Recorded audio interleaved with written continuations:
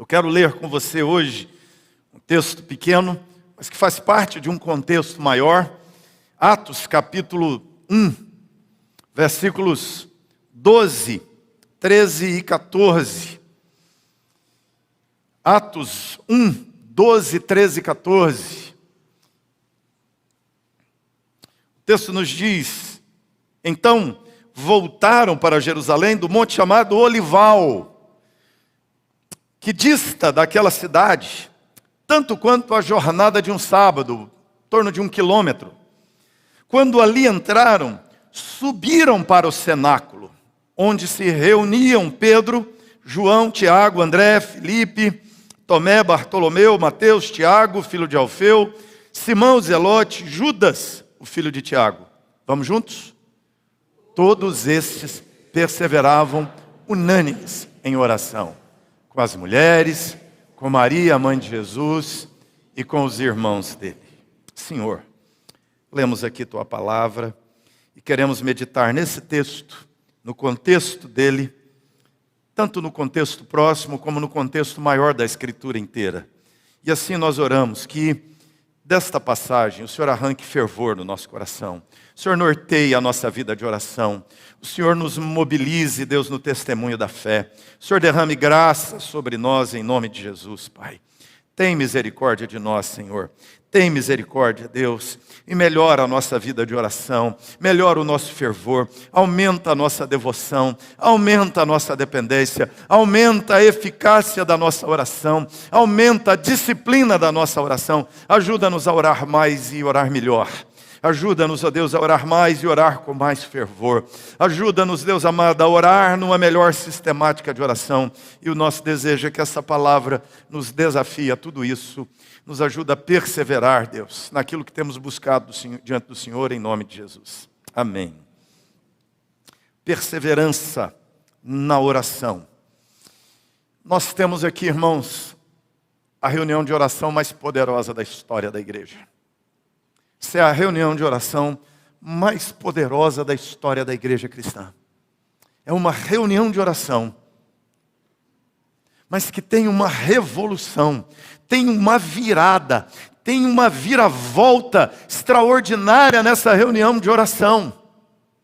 O contexto do texto é: Jesus havia morrido na ocasião da Páscoa. Jesus morre naquela sexta-feira, que para nós hoje estamos nos aproximando para lembrar da data, sexta-feira da paixão. Ele morre naquela sexta-feira à tarde, permanece na morte naquela sexta, vira para o sábado, passa o sábado inteiro, vira para o domingo. Naquele terceiro dia, na contagem dos dias, pela manhã, Jesus ressuscita dentre os mortos. E as mulheres que vão ao túmulo, que vão ao sepulcro de Jesus, veem o sepulcro vazio, saem confusas, tentando entender o que acontece. Um anjo explica para elas que Jesus não estava ali, que havia ressuscitado. Contam aos discípulos, eles vão ao túmulo. Depois daquele vai e vem todo, Jesus aparece para eles. E a palavra aqui em Atos mesmo, capítulo 1, nos diz que durante 40 dias Jesus apareceu aos discípulos. Jesus se mostrou aos discípulos no caminho de Emaús. Jesus apareceu naquela sala onde estavam reunidos com medo da perseguição. Jesus aparece na beira do mar da Galileia, onde eles fazem uma outra pesca maravilhosa, e ele conversa com os discípulos. Durante 40 dias, Jesus aparece, conversa, instrui, passa mandamentos, dá coordenadas aos seus discípulos antes de sua subida aos céus. E Jesus tem aquela conversa onde ele diz: vão por todo mundo, e o que vale para aqueles discípulos que ali estavam e para todo mundo que é discípulo de Jesus, façam outros discípulos de todas as nações da terra. E Jesus diz a eles: eu estarei com vocês todos os dias até a consumação dos séculos. Ele diz que todo poder, toda autoridade, céu e terra haviam sido dados a ele. Aqui Jesus conversa com eles, dizendo: permaneçam em Jerusalém, porque vocês serão revestidos do poder do Espírito Santo, e depois, revestidos de poder, vocês serão testemunhas em Jerusalém, Judeia, Samaria, até os confins da terra. Vocês proclamarão o Evangelho. E aí, Jesus vai subindo aos céus diante de cerca de 500 pessoas, segundo o apóstolo Paulo. Cerca de 500 pessoas contemplam Jesus subindo aos céus. O anjo diz a eles que assim como ele havia subido e ele foi visto subindo, ele seria visto depois descendo. Agora, depois dessa ascensão de Jesus, é que o texto diz então, voltaram para Jerusalém. Eles estão voltando da ascensão de Jesus. E voltando para Jerusalém por causa da ordem de Jesus, fiquem em Jerusalém. Eles permanecem em oração. Eles se reúnem os 11. Judas havia morrido, Judas havia traído Jesus, agora morto 11 discípulos. Eles então, naquela reunião de oração, escolhem um outro para cobrir o lugar de Judas. Matias é escolhido e eles permanecem orando. Estão ali Maria, estão ali as mulheres, Marta, as mulheres que viram Jesus ressuscitado, Maria de Madalena, outras mulheres mais reunidas naquele lugar, outros irmãos mais, como Matias, que foi eleito, o José o Justo, que foi um dos candidatos. Haviam outros homens, e o texto nos dá uma informação mais adiante, que eram 120 pessoas naquela reunião de oração. 120 pessoas.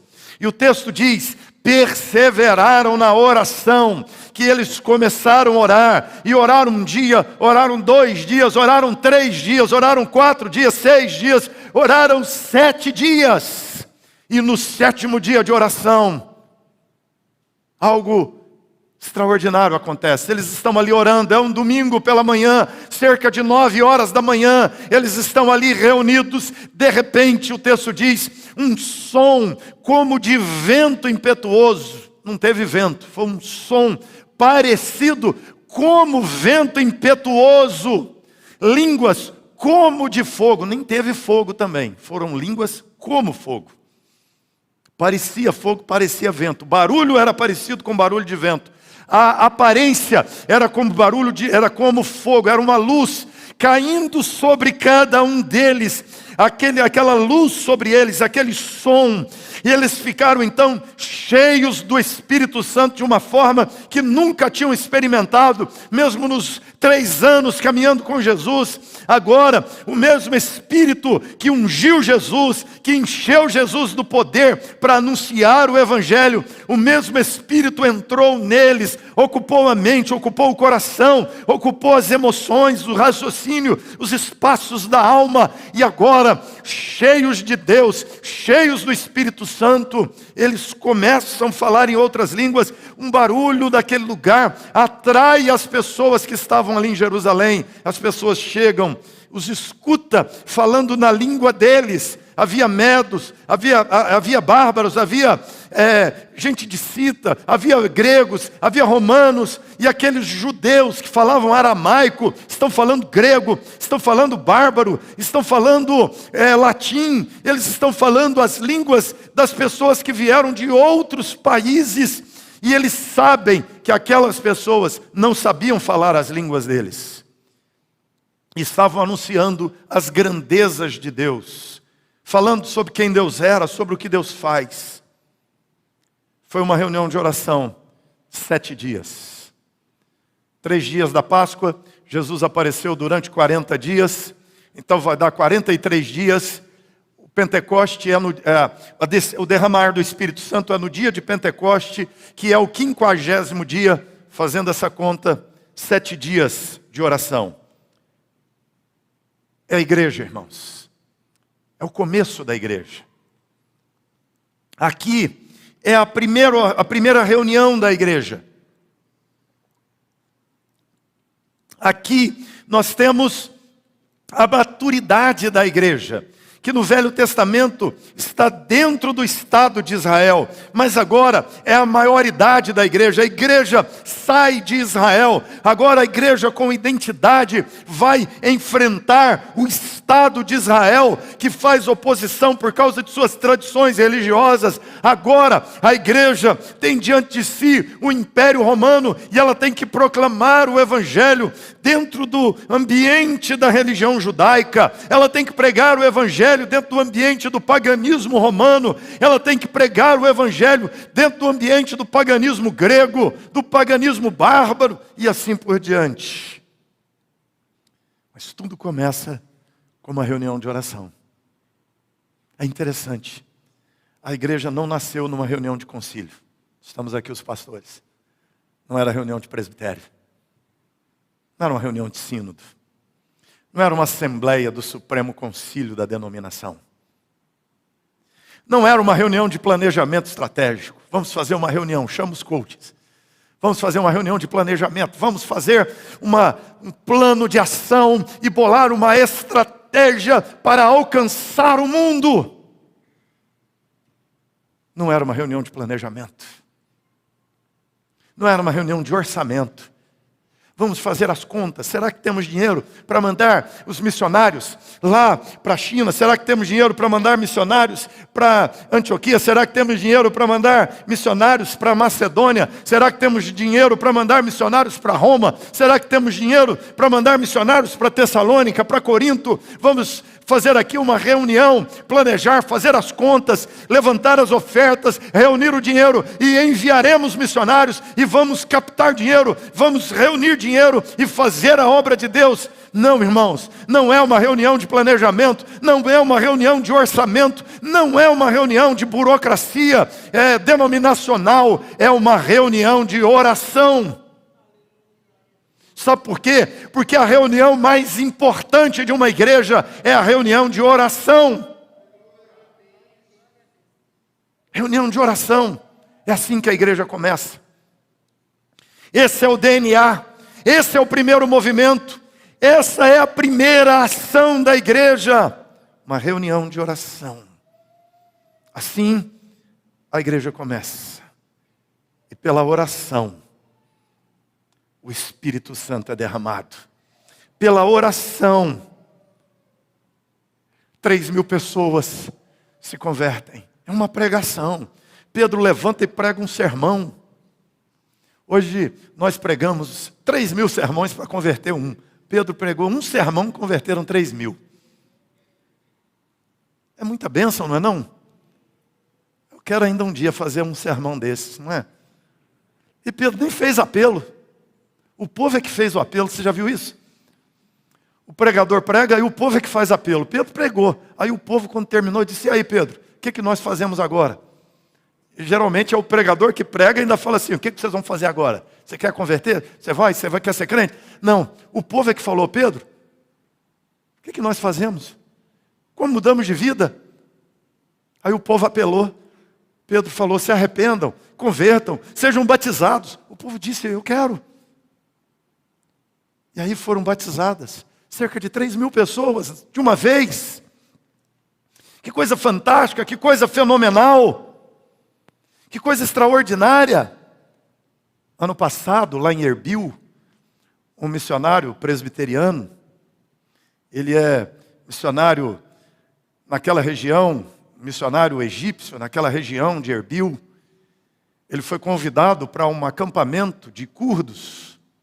Naquele acampamento de curdos, aquele povo que fica entre ali o norte do Iraque, espremidos pela Turquia, que os persegue, e aí nem o iraquiano os reconhece como povo, nem os turcos, e assim eles ficam ali meio perdidos. É um povo perseguido, o Estado Islâmico tentou acabar com eles, e eles vivem hoje em vários acampamentos, porque eles não têm uma cidade certa, estrutura de vida boa, e eles vivem em acampamentos como refugiados, e um grupo curdo chamou o Emil, que é esse missionário, para aquele acampamento. Ele disse que foi lá, não fez muito caso daquele povo.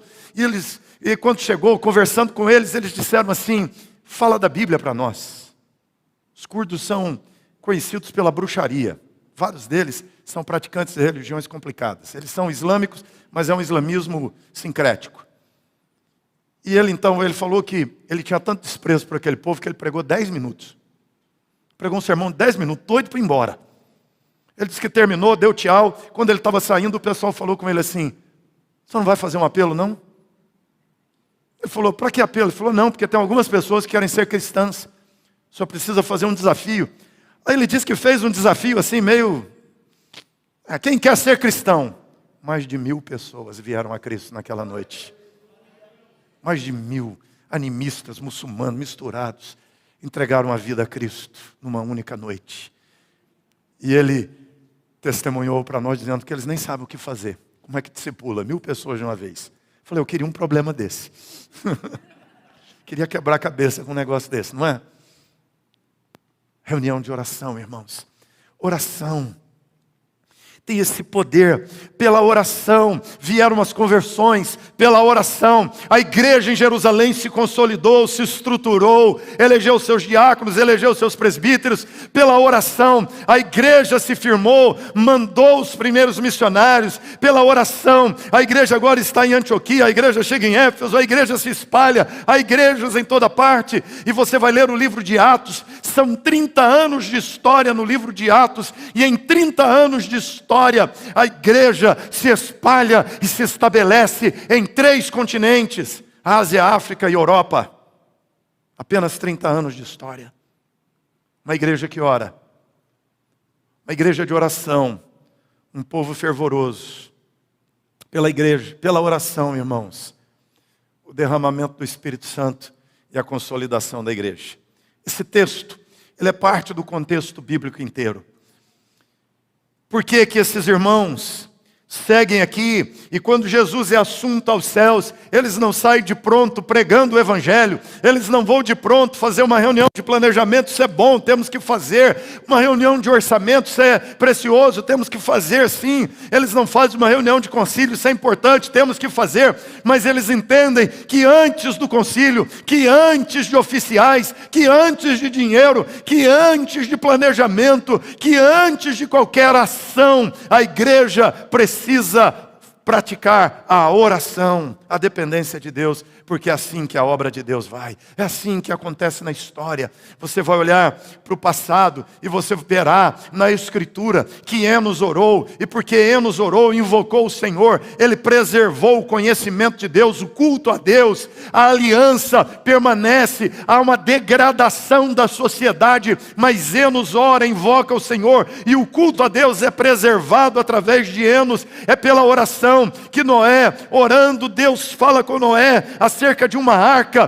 porque a terra haveria de ser destruída numa grande inundação. É pela oração, irmãos, é na oração que Abraão, por exemplo, libertou, poupou, foi usado por Deus para a salvação de seu sobrinho Ló. Deus disse, eu destruirei Sodoma e Gomorra, e Abraão intercede, ora, e no final da oração de Abraão, Ló, seu sobrinho e sua família são tirados daquela região de perversidade, de depravação, de promiscuidade, de violência, de injustiça, por causa da intercessão de Abraão a favor dele. Se você olha, amado, na Escritura, você perceberá que foi pela oração. Você vai encontrar Isaac orando, sua esposa era estéril. Isaac orou a Deus, e Gênesis diz que enquanto Isaac orava, Deus ouviu sua oração, curou sua esposa Rebeca, e assim preservou a linhagem de Israel, senão nem existiria povo judeu.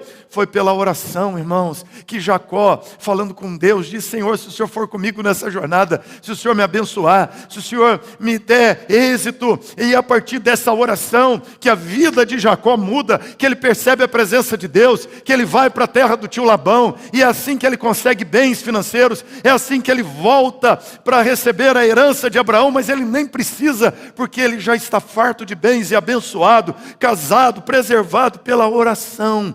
Foi pela oração, irmãos, que Moisés promoveu as pragas do Egito. Você perceberá que Moisés sai e ora ao Senhor, e quando ele ora, é que Deus levanta as pragas, porque Moisés vai a Faraó e diz, Faraó, deixa meu povo ir, e Faraó diz, eu não deixarei. Moisés sai e ora a Deus, e cada uma das pragas tem a oração de Moisés. Moisés clama ao Senhor, Moisés fala com Deus, Moisés busca o Senhor. Por exemplo, Êxodo 8:30 diz, então Moisés saiu da presença de Faraó e orou ao Senhor. Você vai notar que isso se repete, Foi com oração que Josué venceu a guerra contra seus inimigos. Josué está lutando e Arão, com as mãos estendidas, símbolo da intercessão, da oração. O sol para, rochas caem dos céus e eles vencem os inimigos. Oração não é na força da espada, não é na força do braço, não é na capacidade bélica, é na oração que Israel vence as guerras. É pela oração que Manoá, que é estéril, ela ora, ela suplica ao Senhor. Um anjo aparece a ela, dizendo que ela havia sido curada de sua esterilidade e daria à luz a um filho, a qual ela põe o nome de Sansão. Sansão é um juiz, é um líder, é um libertador de Israel. É pela oração, irmãos, que você vai perceber que Ana, aquela mulher que era estéril, o marido até casa com outra para ter filhos porque ela não podia ter, e ela era humilhada dentro da própria casa, mas ela vai ao templo para a cerimônia do sacrifício. Todo mundo vai embora para a festa, as pessoas vão para aquele churrascão que havia depois do sacrifício. Eles matavam muitos animais, aí sobrava muita carne, davam uma churrascada depois, não é? Então era isso que eles faziam. O povo está na festa, mas Ana está na reunião de oração. Aliás, ela está orando sozinha, nem reunião tem.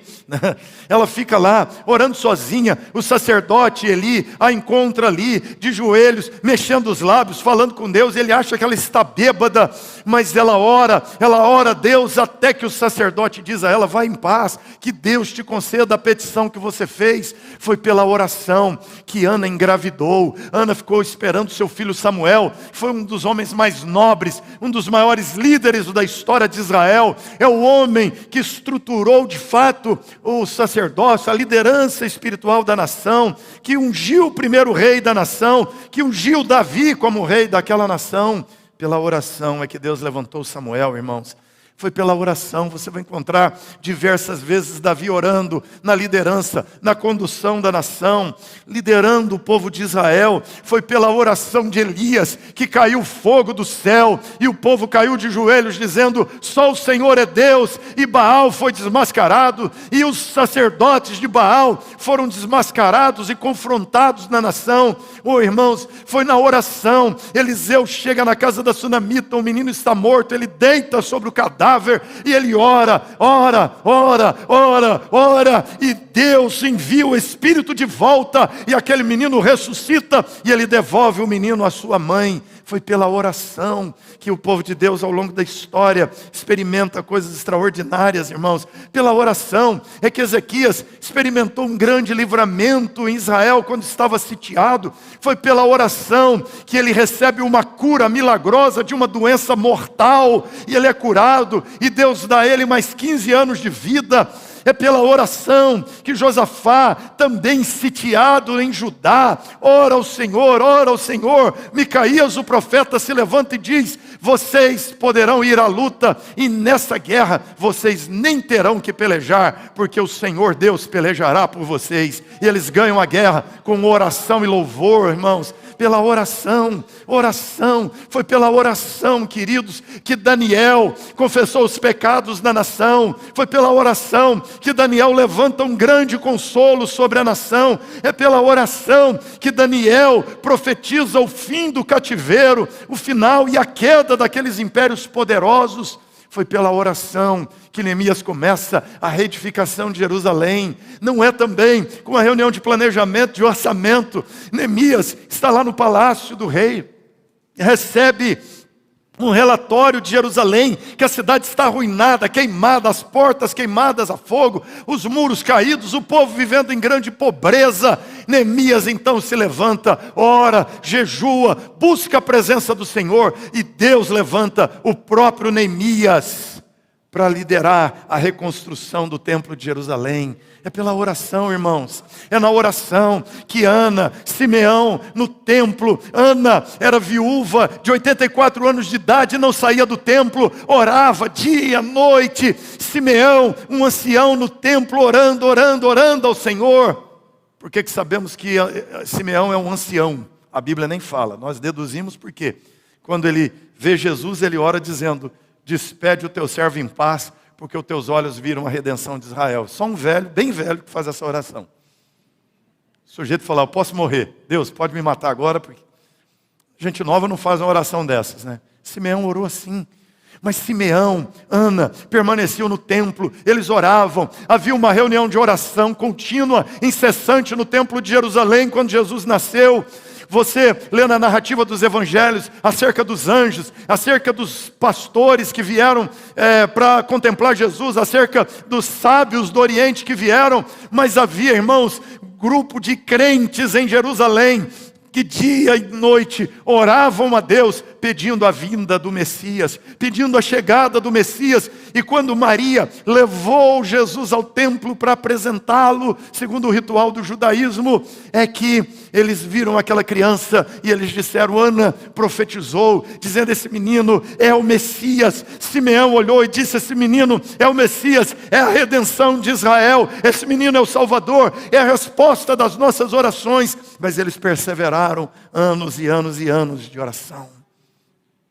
É na oração que Jesus, queridos, foi cheio do Espírito Santo no seu batismo. A Bíblia diz, enquanto ele orava, o Espírito desceu sobre ele. Foi em oração que Jesus foi para o deserto. E lá no deserto, Jesus orou, enfrentou Satanás, enfrentou a solidão, enfrentou a tentação, enfrentou os animais ferozes. Foi lá no deserto que Jesus enfrentou os medos, enfrentou as ameaças e venceu o deserto, e venceu a tentação, e venceu o diabo na oração e jejum no deserto.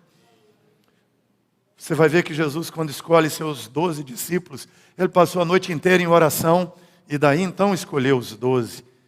Antes de escolher, ele orou a Deus. Você verá que é na oração que Jesus, no Getsêmani, sua sangue, ora 1 hora, 2 horas, 3 horas, para enfrentar a cruz, para enfrentar o Calvário, para enfrentar o túmulo, para enfrentar a morte. Jesus ora, sua sangue em oração, e se levanta pronto, dizendo, é a hora e a vez das trevas. Mas Jesus está dizendo, eu estou pronto, o Espírito está pronto, a carne é fraca, mas o Espírito é pronto, porque o Espírito é treinado e fica pronto na oração. E Jesus enfrentou a morte. E agora é a igreja, herdeira de Abraão, herdeira de Moisés, herdeira dos profetas, herdeira dos reis que oraram. É a igreja, herdeira da igreja do Velho Testamento. Tem diante de si a missão, tem diante de si a tarefa, pregar o evangelho a todas as nações da terra, num ambiente hostil do judaísmo, num ambiente hostil do romanismo, num ambiente hostil do paganismo grego. Eles têm que pregar o evangelho naquele terreno árido da filosofia grega. A tarefa é grande, o desafio é grande demais. A tarefa é maior do que eles não têm armas, eles não têm dinheiro, eles não têm número suficiente, eles não têm estrutura suficiente, eles não têm influência suficiente, eles não têm aquilo de que eles dispõem diante de um desafio tão grande, de uma missão tão grande, de uma tarefa tão grande. Então eles se colocam em oração e fazem essa reunião de oração extraordinária. E aqui nós percebemos que na oração, em primeiro lugar, o importante não é o tamanho do grupo. Eram 120 pessoas. É muita gente ou pouca gente?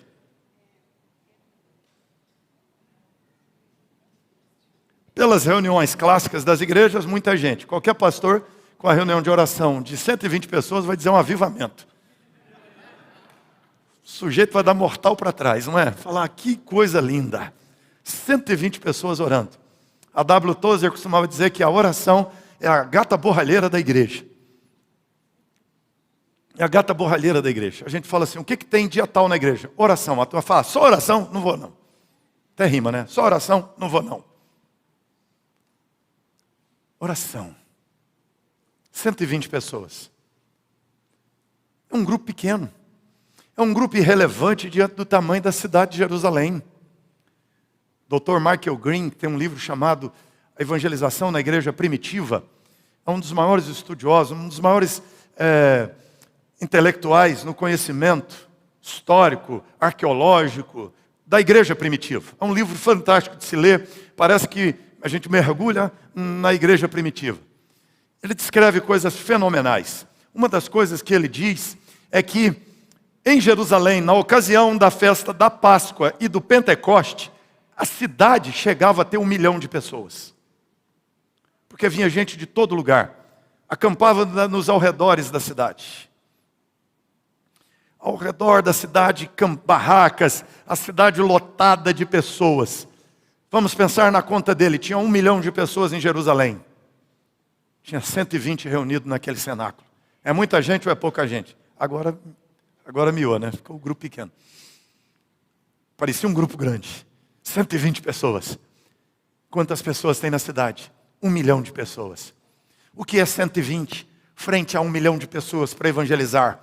Lá no templo de Jerusalém, milhares de pessoas, sacrifícios da manhã até a noite, e pessoas entrando, saindo, sacrifícios, canções, sacerdotes, 1 turno, 2 turnos, 3 turnos, troca de sacerdotes, aquela religião judaica poderosa, eles estão aqui naquele cristianismo pífio, pequeno, 120 pessoas, tem que confrontar a religião oficial de Jerusalém, que é o judaísmo. E se eles pensam ainda num espectro maior, Roma, aquela cidade poderosa, Roma já tem quase 1 milhão de habitantes, estático, é o que tem, é uma capital do mundo, e romanos, o império romano enorme, gigantesco, eles têm que proclamar o evangelho naquele império todo, e os cidadãos são pagãos, eles adoram as divindades romanas, o panteão de deuses dos romanos, eles adoram o imperador como divindade,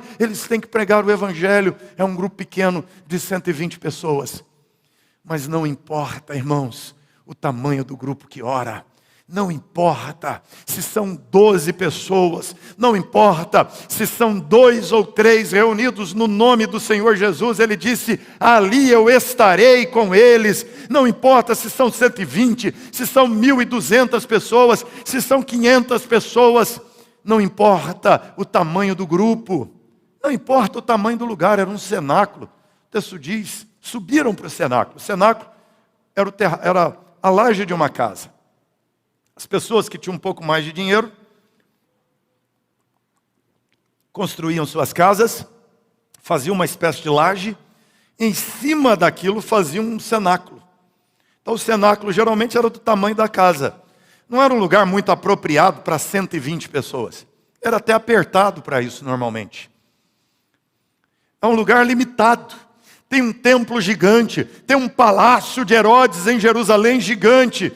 Tem um palácio de Herodes poderoso em Cesareia, que era a capital daquela colônia romana na região. Tem um palácio gigantesco de Herodes lá em Roma. Tem um templo poderoso para as divindades romanas lá em Roma. Nem se compara aquele lugarzinho, aquele templo que nem era um templo. Aquele cenáculo pequeno se torna o lugar mais poderoso da terra. Aquele grupo pequeno se torna o grupo mais poderoso da terra. Não importa o tamanho do grupo, não importa o tamanho do lugar,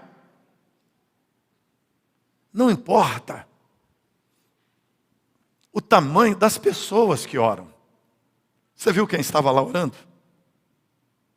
O texto dá até a lista de alguns. O texto diz que era Pedro, pescador, João, pescador, Tiago, pescador, Simão, que esse é o zelote, esse era, vamos dizer assim, olha que milagre. O zelote, vamos dizer que era o petista, antigoverno, esquerda assumida. Aí do outro lado, você vê que tinha lá, além de Simão, o zelote, Mateus. O que era Mateus? Funcionário público. Cobrava imposto para o governo, vestia a camisa do governo. Quem estava lá? Filipe, Tomé. Lembra quem é Tomé? Crente pra caramba, não é? Tomé, aquele cético, só acredito que Jesus ressuscitou se eu ver com os meus olhos, colocar a mão dentro do buraco. Esse Tomé que está aqui, que está lá, irmãos, Judas, que é o filho de Tiago, não é o Iscariotes tinha morrido. Está lá nessa reunião, Maria. Está lá na reunião, mulheres. As mulheres, que naquela sociedade, nem tinha carteira de identidade, CPF, que nem tinha os direitos normais de cidadania. Estavam lá na reunião. Aqueles cidadãos, na maioria galileus, vieram lá do Nordeste, não é? Aqueles imigrantes, eles estão em Jerusalém, mas eles falam com sotaque da Galileia. Você lembra que quando Pedro abre a boca, na hora lá, está se aquentando no fogo, Jesus preso, a turma fala assim: você estava com Jesus, você é um galileu. Ele diz: eu não sou não, eu não estava com Jesus, eu nem sei quem é Jesus. É a mesma coisa do nordestino falar assim: eu não, oxe, sou nordestino não. O pessoal via pelo sotaque. São esses homens que estão na reunião. Não tem nenhum general nessa reunião, não tem nenhum vereador nessa reunião, não tem nenhum deputado, não tem nenhum senador romano, não tem nenhum comandante, não tem nenhum sacerdote nessa reunião, não tem ninguém com estrela nessa reunião. São pessoas comuns. É João, é o Pedro, é Tiago, é Tomé, é Maria. É nessa reunião de pessoas que não são tão importantes, de pessoas que não são famosas, de pessoas que não são influencers, de pessoas que não são bem posicionadas na sociedade. É Pedro que vivia cheirando peixe, é Pedro, é João, é aquele sujeito lá do norte do país, aquele sujeito que é simples, com um vocabulário grotesco. Não são pessoas intelectuais, não são as pessoas mais nobres, mais ricas, mais capazes daqueles dias, irmãos. Na oração, não importa o tamanho, a estatura, a graduação, a gradação dessas pessoas, são pessoas simples que estão orando. Na oração, irmãos, não importa o tamanho do lugar, o tamanho do grupo, o tamanho das pessoas. Na oração, importa o tamanho do Deus a quem oramos, o tamanho do Senhor que é invocado, o tamanho do Deus a quem o povo busca. O tamanho de Deus é importante. Eles estão orando ao Deus Todo-Poderoso, eles estão orando ao Criador do céu e da terra, eles estão orando ao Deus que fez a luz, eles estão orando ao Deus que estabeleceu as leis da natureza, eles estão orando ao Deus que criou o ser humano, eles estão orando ao Senhor da vida, eles estão orando ao Deus que com poder jamais visto na face da terra, desceu até o Hades e arrancou Jesus das garras da morte e o ressuscitou. E eles haviam estado 40 dias com Cristo ressurreto, vencedor da morte. Oh, irmãos, eles estão orando e eles sabem que esse Deus a quem eles oram é o Deus Senhor do universo, é o Deus que move o cosmos, é o Deus que sustenta as galáxias. Eles estão orando e eles sabem que esse Senhor é aquele cuja mão move o mundo, é aquele que rege toda a terra. Eles estão orando e eles sabem que esse Deus a quem eles oram é o Deus que libertou Israel do Egito, é o Deus que abriu o Mar Vermelho, é o Deus que abriu o Jordão, é o Deus que tirou água da rocha, é o Deus que mandou o maná no deserto, é o Deus da nuvem que o sustentava todas as manhãs, naquele dia inteiro de sol quente, é o Deus da coluna de fogo que os aquecia e guiava nas noites. Eles sabem, irmãos, que é o Deus dos exércitos, é o Deus das vitórias de Israel. Eles sabem que estão orando ao Deus de Elias que derramou fogo do céu. Eles sabem que estão orando ao Deus de Josué que parou a terra, que parou o sol e que derrotou os exércitos inimigos. Eles sabem, irmãos, que eles estão orando àquele que transformou água em vinho, aquele que multiplicou os pães e os peixes, aquele que ressuscitou o filho da viúva de Naim. Eles sabem que eles estão orando àquele que ressuscitou Dorcas. Pedro, mais adiante, por si mesmo, pela oração, ora e Dorcas sai da morte para a vida. Eles estão orando ao Senhor Todo-Poderoso. Importa na oração é o tamanho do Deus a quem nós oramos. É um povo tão simples, é um povo tão limitado, é um grupo tão pequeno, Não dá para impactar Jerusalém, não dá para mexer com o Império Romano, não dá para influenciar essa sociedade tão caída, tão pagã, não dá para influenciar essa sociedade tão perdida, tão promíscua, não dá para mudar esse cenário tão desfavorável, tão complicado a nós. Não dá, as conjunturas são complicadas, não adianta orar, porque nós somos fracos, porque nós somos poucos, porque nós não temos dinheiro, porque nós não temos talentos, porque nós não temos dons. Não, irmãos, nós oramos ao Deus Todo-Poderoso, o Deus que derramou o Espírito Santo, o Deus que deu dons, o Deus que deu poder, o Deus que deu autoridade, e no poder de Deus e na força do Senhor, eles se levantaram, pregaram o Evangelho em Jerusalém. Pedro, aquele Pedro covarde, aquele Pedro que negou Jesus 1, 2, 3 vezes, agora se levanta diante da multidão e prega um sermão poderoso, dizendo: vocês crucificaram Jesus, arrependam-se dos pecados de vocês, arrependam-se, convertam ao Senhor. E eles se converteram, foram batizados, a igreja sobe para 3.000 pessoas, ou 3.120, vamos dizer assim, que já tinha 120 no hall de membros, não é? Tinha 500 que viram Jesus, então, ou é 3.120, ou é 3.500, e aí daqui a pouco são 5.000 homens, 10.000 pessoas, 15.000 pessoas, e os apóstolos são presos mais adiante. E é interessante o interrogatório, quando o sacerdote diz: vocês encheram Jerusalém dessa doutrina. Eles são interrogados, eles são ameaçados, eles são açoitados, porque encheram Jerusalém da doutrina, encheram Jerusalém do ensino do Evangelho de Cristo. Jerusalém tinha convertidos em todas as esquinas, Jerusalém tinha convertido em todo lugar. Os sacerdotes faziam suas reuniões do judaísmo lotadas de pessoas convertidas ao cristianismo, que agora estavam seguindo ao Senhor, discípulos de Jesus. Esse era o impacto do Evangelho. Oh, queridos irmãos, não importa o tamanho do grupo, não importa o tamanho do lugar, não importa as estruturas, o dinheiro que temos, o que importa é o que Deus pode fazer. E a minha oração é: Senhor, venha e encha São Paulo da tua doutrina. Senhor, encha o Brasil da tua doutrina. Senhor, que a tua verdade, que a tua palavra, que a tua glória cubra a terra como as águas cobrem o mar. Eu quero ver o Evangelho nos bairros, nas ruas. Eu quero ver nos bares as pessoas quebrantando, largando o álcool, largando a traição da esposa e vindo ao Senhor Jesus. Eu quero que a nossa cidade se encha do Evangelho, que as biqueiras se fechem e que lá virem lugares de leitura e oração, leitura da palavra e oração. Eu quero, irmãos, que traficantes venham a Cristo, que feiticeiros conheçam o Evangelho de Jesus.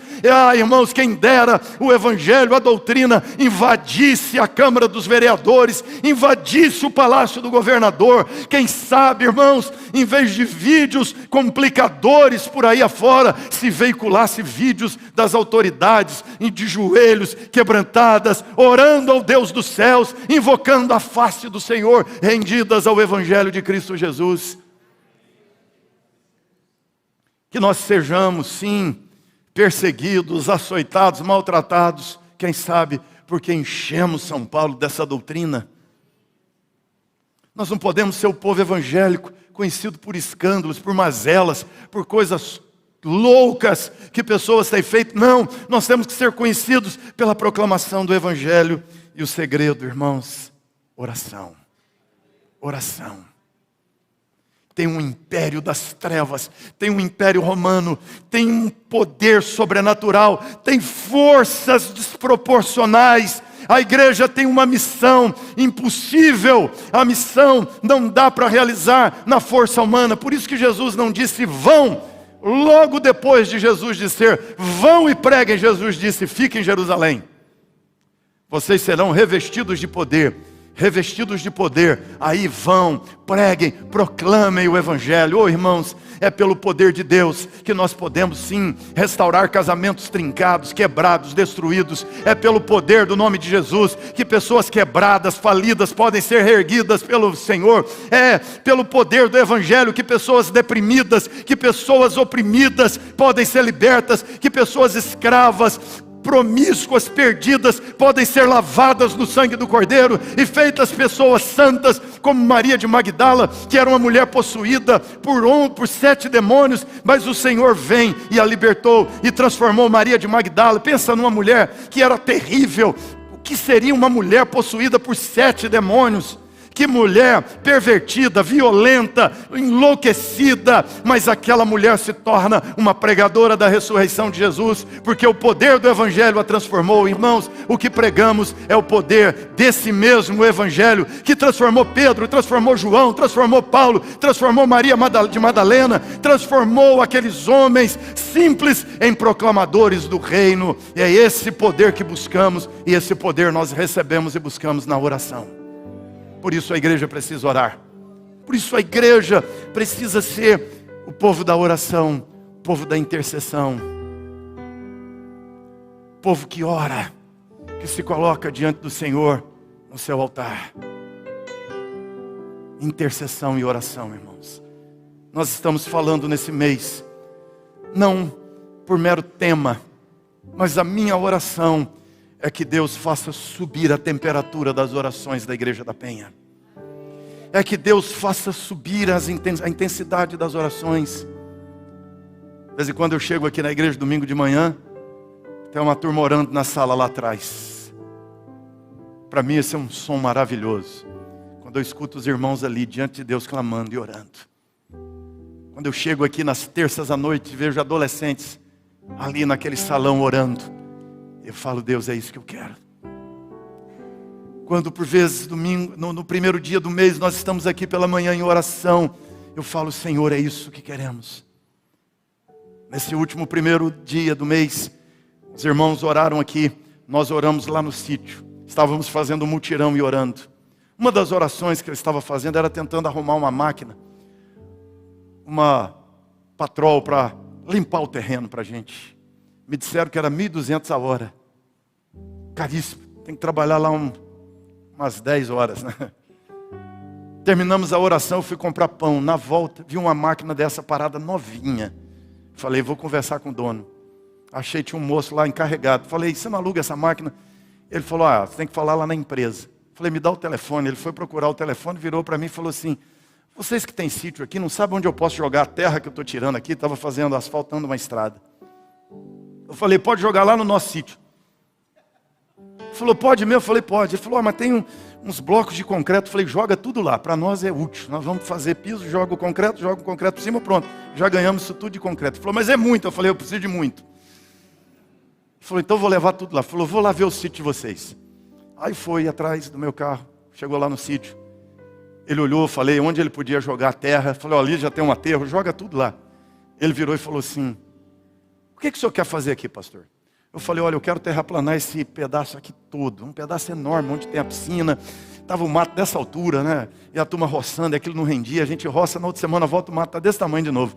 Então, eu falei, eu quero passar máquina aqui tudo, quero passar na estradinha aqui em volta, deixar tudo terraplanadinho, bonitinho. Ele falou assim, pastor, vamos fazer o seguinte, eu vou jogar a terra aqui, o senhor dá um guaraná para os rapazes aqui, nós vamos fazer isso tudo para o senhor. Isso veio depois da oração, irmãos. Depois ali, acabamos de orar. Você entende? Eu entendi isso, Deus dizendo assim, olha, março é mês de oração, então vão e orem. Orem, fale com Deus, fale comigo. Eu vou responder a oração de vocês. Então você podia agora, mais uma vez, se colocar diante de Deus em oração. Você podia ficar de pé assim, erguer as duas mãos. Esse é o Deus da cura, é o Deus da solução, é o Deus da porta aberta, é o Deus da ressurreição, é o Deus da vida. Esse é o Deus da glória. Então você podia orar. Orar ao Senhor. Você podia orar. Estamos vivendo conjunturas complicadas, tempos difíceis, é tempo de intensificar a oração. Então você podia orar pela política do Brasil, complicada, tensa. Esquerda e direita se odiando, querendo se matar. Quanta agressividade.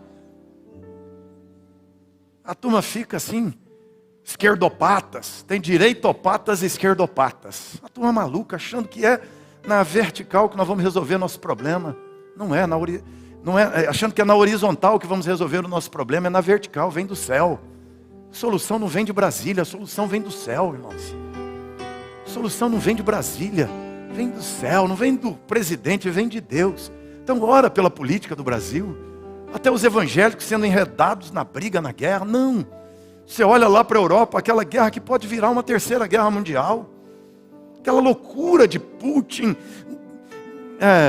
de ucranianos, russos, pessoas matando na rua.